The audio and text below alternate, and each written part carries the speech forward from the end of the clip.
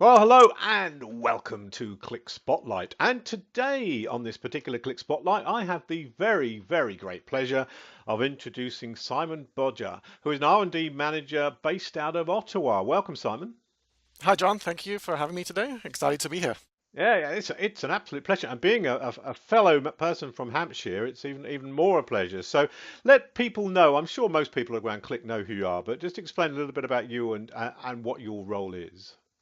Sure. So I'm a TDM in the quality team. So I'm in Anders Samuelson's quality team, and I'm the TDM for the software security office. So our responsibility is to look at new features and evaluate them for security concerns. So we call that threat modeling. So Hmm. somebody wants to do something new, and we have to decide whether if it's what the risk is to the product and how we would counteract those risks. So we call that threat modeling, and defending against those threats we call countermeasures. So we look at Okay. each feature as they come in. So this is if someone wanted to hack into the system then. Is that what you mean? Is that what the threat level Yeah, is? that's the kind of security we're talking about. So we're Yeah. not talking about the security of how do I talk to Active Directory server. That's just a Mm. feature of the product. We're talking about people who are trying to do things that we hadn't kind of intended them to do. So accessing data they don't have access to, or using our Hmm. product to get onto a server that they're not supposed to be on, that kind of thing. Okay, okay. Now I mentioned earlier about the Hampshire side of it. That's not a very Canadian accent. So where did you come from originally, Simon? Sure. So I was born in Hampshire at Mm. Fareham, which I believe was just a few miles from yourself, A few miles from where you me. Yeah, currently yeah. are. Yep. We moved to West Sussex when I was about 8, so still down there on the south coast, just close to the seaside there on the Mm. south. And I went to university up in Liverpool, where I did a computing degree. And after that, that's in the northwest of England. Yeah. After that, I worked in the London area, in Bracknell, on the outskirts of London there, Reading, Guildford, all the Mm. home counties as we call them. And I ended up at a company called Cognos, which many clickies are familiar Yes, very with. aware of. Yeah. And they actually offered to relocate me to Ottawa. So they didn't tell me about the winter when they made the offer. Yeah. It was a beautiful summer, and like, sure, it's a great opportunity. It was the Cognos head office, so I went there, and I was there 10 years. Mm. And then a couple of years after IBM took over, I started looking for new opportunities. I ended up working for VMware, which is on the west coast Yeah. of the US. I was working from home from the Ottawa office, and then after a few years, I came full circle back to some of the cognoids, which were now clickies, and here I Ah, am. excellent, excellent. So what were you doing? Is it a similar kind of role as you're doing now, or have you gone through many different So I've types of moved roles? through a few different roles in my career. So with Cognos, I started off doing some support, so first line support, talking to customers back Mm. before there was really internet connected devices. So we would pull down the manuals when customers had questions, and the good old fashioned way of doing things over the phone. And then moved up into second level, third level, and then made the jump over from the support and services organizations over into development. I've always had Ah, an interest in security, and yeah.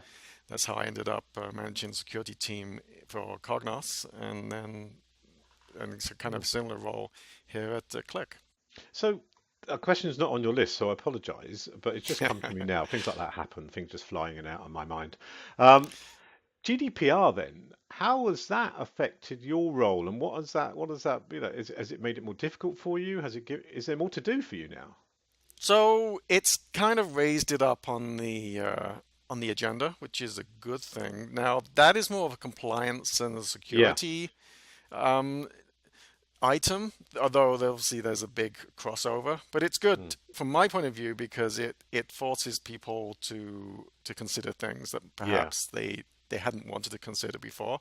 So it gives us another reason for having good security and responding to what happens if something goes wrong, which we Because really I don't want would to. presume if someone was to break in and steal data, which is what GDPR is all about, then you'd have to prove that that wasn't your fault, the fact that they got in loose security or whatever.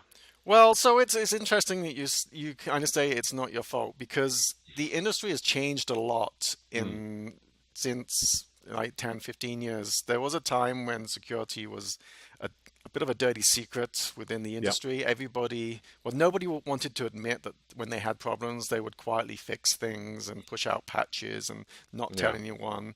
And it was actually, believe it or not, Microsoft. I think of the Microsoft XP Service Pack 2 when Bill Gates sent a very famous letter to the whole company saying, stop everything that you're doing. We need to Mm. make this secure. And it kind of coincided with the internet being all these devices now connected. So Yeah.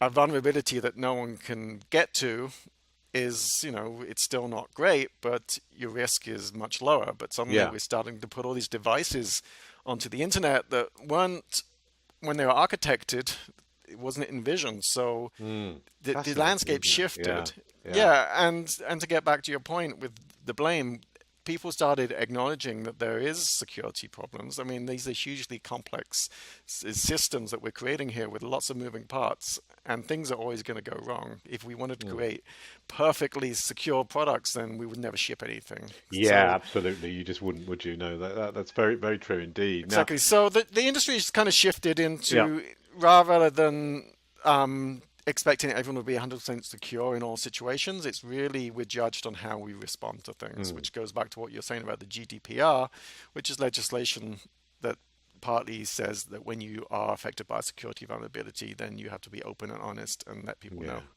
which is good. But anyway, that's now moving away from that part. The reason why we're having a chat together today, Simon, is really around your role as a volunteer fireman. So could you just tell me a little bit about what's happened? Now, I know we're going to bring up the subject of the tornadoes in Ottawa and your involvement in that, and we have some pictures that we're going to show as well around that. But just explain your role as a volunteer fireman and what that means to you. Sure. So when I left Cogna, so to go a little bit back before that, I Mm. have a friend that's a full-time firefighter in the Ottawa Fire Services, and he was saying, "Hey, you should be a volunteer." He knew that I wasn't in a position to go for a full-time Yeah. firefighter, and I also had a neighbor who was a volunteer, and he was kind of encouraging me to join. But at the time when I was working for Cognos, I really didn't have the hours to put into it, or and my children were younger, and I didn't, Mm. my wife would not have been happy if I'd kept leaving the house at odd hours of the night. And then I started working from home, as I mentioned before, at VMware. So I was in my home office and dealing with people. It's not always fun, but when you don't do it at all, face to face, you can go a little stir crazy. So Yeah. it seemed like a perfect opportunity. The children were a little bit older, and and honestly, part of it was my children see myself and my wife heads down in our computers like all the time. We both work on computers, and I wanted to show them there's a little bit more to life as well than You can just be an action man as well. exactly. There's more to life than staring at a computer screen. So Yeah. that was partly driving my decisions as well. So anyway, I applied to. I live in an area that's covered by a volunteer fire station. It's part of the Ottawa Fire Services. Ottawa Fire covers almost 2,800 square kilometers, so it's geographically it's a huge area. So the way they handle that is the urban center is covered by full-time firefighters, and then on the periphery in the suburbs we have some rural fire stations. So I live in the catchment area. I applied. They interviewed me, and I had to pass the physical fitness, and they accepted me. So there I am. Okay. So what does that entail for you then? What does that mean? I mean, do you have set duties that you do, or because I presume or are you just always on a bleeper or something like that? Yeah, so we carry pages. We have in Hmm. my station we have around 25 firefighters, and we respond on a best effort basis. So we get a page when an incident happens, and then the first 4 or 5 people to get there will jump on the what we call the pump, the Hmm. primary attack pump. So that will be used for primary attack of a structure fire or a car accident or something like that. And because we are in a rural area, we don't actually have fire hydrants, so we also have Hmm. a water tanker, Oh, I which see. that can follow on for if we need extra water. Okay. Okay. So Recently, Ottawa was hit quite, and actually, I think it got overshadowed by some by other events, didn't it? Which was a shame. But Ottawa was hit quite badly by a set of tornadoes or a tornado that damaged a lot of it. Can you talk a little bit around what you did there and what the experience of that was like? Yeah, so I was actually in Lund in the Swedish office at the time. It was on Friday, the Mm, 21st of September, and my we have an app on our phone to back up our good old-fashioned pages, yeah. and it started going off because it just needs an internet connection. And so I could see something significant had happened in the Ottawa area that we were being asked to respond to. And I got some messages from friends that had responded telling me what they were seeing. Mm, Um, and then I flew back on the Saturday, and when I landed, I got my messages, and there was some like requests for additional help. So it's not yeah. wasn't the first response help in like there's somebody trapped and that kind of stuff, but it was more of there's a lot of work that needs doing now. There's a lot of danger on safe Mm, structures, and the district where the one that we responded to. So there were several tornadoes that hit the Ottawa region, but the yeah. one that I responded to was it's about 15 kilometers from the office, a little bit closer. So it's pretty close to Qlik here, Mm, and it's what we call District 6. So I'm in District 9. So it's not an area that we would normally go to, but the guys were exhausted. They'd been working nonstop since the tornado hit, so they yeah. needed some relief. So obviously we do what we can to help our brothers and sisters in the other districts. So we put a crew together and went down there. We arrived and checked in with the command post. It was a multi-agency, so there's police, fire, the paramedics.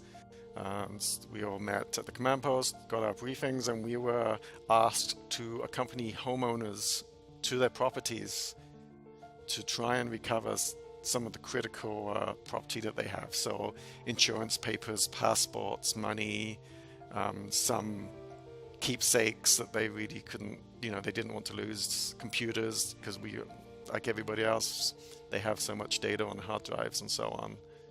So, but it was very emotional because we're dealing with homeowners who they're kind of paralyzed by choice because suddenly you're faced with this question of, well, what's really important to you, and they're asking us to go in and like they're describing where these items are because I think one of the photos that we can put up is what I was faced with when I went into somebody's master bedroom and just two of the walls were completely gone. They'd been blown out. It's really tough. I mean, honestly, it's kind of a privilege to be with these people who and help them, but it is you never know how people are going to react, and overwhelmingly they're grateful, and then you almost feel guilty because you're like, Yeah. well, don't be grateful to me. I'm just doing what I can. You're the one that has suffered this massive trauma in your life. So Yeah, incredible, incredible. So what? I mean, I think we've talked a little bit about this in the first place.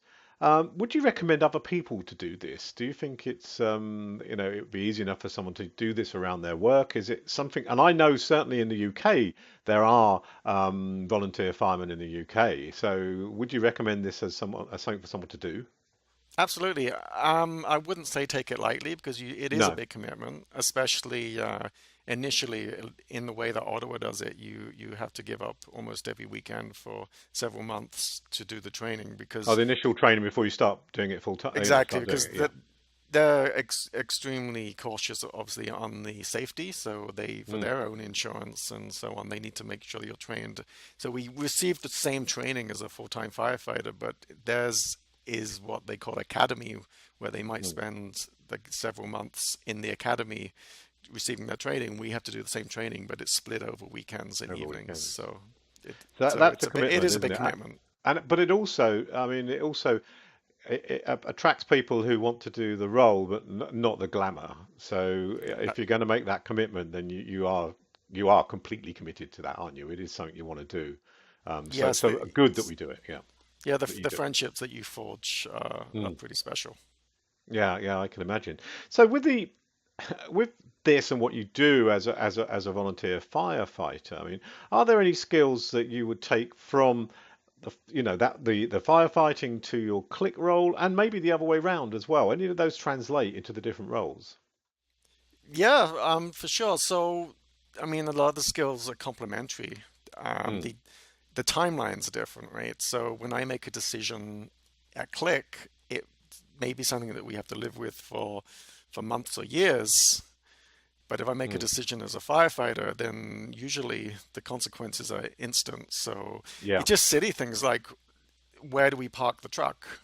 yeah, yeah. So if you're the first fire truck into a structure fire, where you park the truck is critical because you have to think about water supply, you have to think about all the other trucks that are coming in behind you to help you. You have Mm, to think about whether there's going to be a ladder truck coming in to gain access to the roof. So it's a split decision, but the mm, consequences are down the line. yeah. And it's similar with when all of us in our jobs, we have to decide and prioritize, and the consequences that come down after it, you can't always change that decision. Mm, it's fascinating, and it's something I thought about, but having the time, the same as you, to do that is a thing, and fitting that in is yeah, it can be difficult, but also very, very rewarding, and I can see that from the way that you're talking about it. So thank you for describing that, and for giving us a tiny little peep into what you do. We're going to now sort of change a little bit, and we're going to find out a little bit about Simon Bodger, the R&D, Mal TDM, and volunteer firefighter. So this is around heat as well. This question is around heat, so I think it segues in quite nicely. Can you cook, Simon? I can cook. I do cook quite often. But my wife, I have to be honest, generally does the day-to-day meals. I normally cook weekends or Yeah, special occasions. Though and also I need to be able to drop things at a drop of a hat. So of it's course, of quite course. No, so so, quite but I mean, often. you can cook a bit. So do you have a signature dish? Is it something that they I have cry out actually for? in the last year I've really got into sous-vide cooking, where you do the immersion in water. Ah, yes, Josh Good does that as well. So It's I think so there's someone else who that's does a it. lot of fun, and it's perfect because you have such a tolerance on timing Mm. that I can leave it there like an extra hour or two. It doesn't matter. So any way of cooking meats in sous vide is good. Yeah, It's now you hard to said screw that, it up. I might need to look into that. That might be a good thing. Absolutely, So, you should. as far as music is concerned, then, what do you listen to in the office, or I don't suppose you get time to listen to it in the fire tender or pump or whatever you call it. But otherwise, No, what do you listen to? so I'm really stuck in the pre for the 90s and earlier. So I started listening to podcasts Mm. once those became popular in 10 years or so ago. So I don't listen to the radio. So I have no idea what's been released in the last 10 years Now or you're so. in my So era, Simon. Don't you worry. You're right so in my era. everything from the Beatles right up, up to Genesis, any Pink Floyd, anything kind of old schoolish. Kajagoogoo? Not a lot of Kajagoogoo. Yeah, hopefully people will be going on to Google now and trying to they'll be Googling Kajagoogoo and yeah, all that. So, and also when you go on vacation, what are you, I mean, my geography is so rubbish, but I don't know how close to the sea Ottawa is. But are you seaside or are you countryside? So Ottawa is not close to an ocean. It's pretty central. Hmm. But we have a lot of lakes, so fresh water.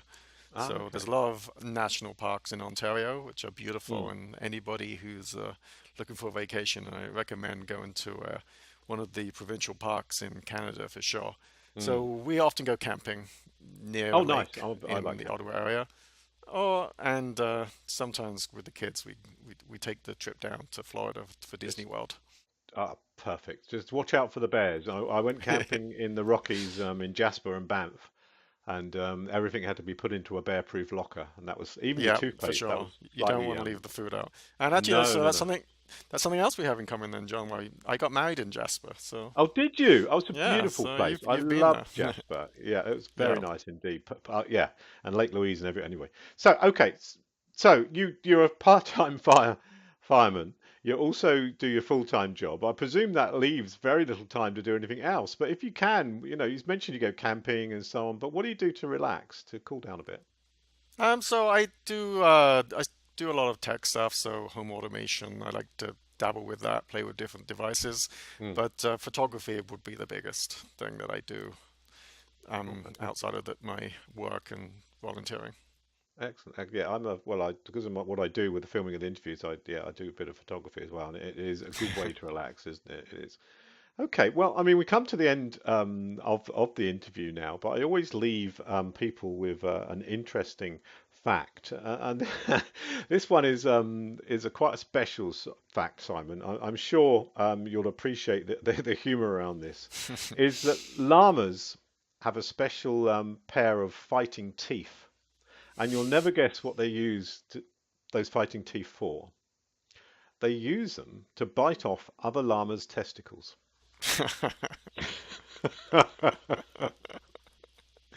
Llamas are a wonderful, wonderful animal.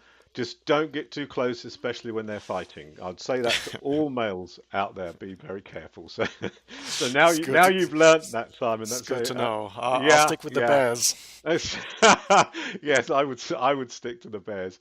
Simon, thank you so much. That's been incredible. And as I said, I look up to you for doing that. I think it's a marvelous thing that you do. And thanks for being a part of Spotlight. It's been brilliant. You take care. Thanks, John. Thanks a lot. Thank you.